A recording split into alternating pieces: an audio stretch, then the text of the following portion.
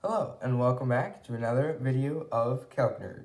So today's video is going to be on an April Fool's program that you can use to fool your friends or anyone that you would like.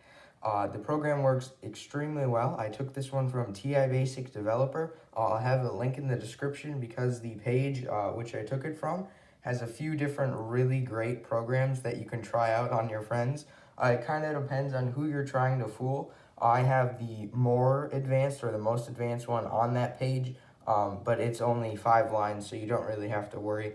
Anyone can really program this one. So yeah, let me show you what Program Fools does. Okay, now let me run Program Fools so you can see what it does.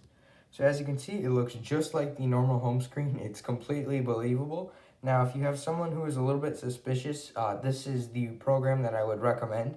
Because, for example, if I do 7 times 8, it's going to give me the correct answer of 56. If I do 1 plus 1, it's going to give me the correct answer of 2. So it gives you the correct answer up until a point, which that point is 1,000. You can raise or lower that however you would like. So, for example, if I'm going to do something like 78 times 45, 3,518. That has a chance to be the correct answer because it's generating a number from the correct answer. It's either subtracting 10 or adding 10 or anywhere in between. So it could subtract / add 0, which would be the same number. So it makes it all the more believable if you do get the correct answer and they double check it or something, which I personally probably wouldn't double check this. I would find that completely believable. So yeah, now let me show you how you can program this on your own calculator. Okay, so I'm going to edit Program Fools. So you would go over to the new tab and create a new program. But since I already have it created, I'm just going to show you what it is. So the first step is to clear home because you do not want the person who is being fooled to see that you're running a program, because it'll say Program Fools in my case because that's what I named it. You don't want them to see that. So I guess if you didn't want them to see that, you could get rid of the clear home and then put in some random equations or something like that too. It's up to you, whatever you'd like to do. So then we have a while 1. The reason it is while 1 is because 0 is for false and 1 is for true. So while true is basically what that's saying, and well, it's always true because 1 is the only thing that is true. Or I guess you could do while 10 and it would still do the same thing.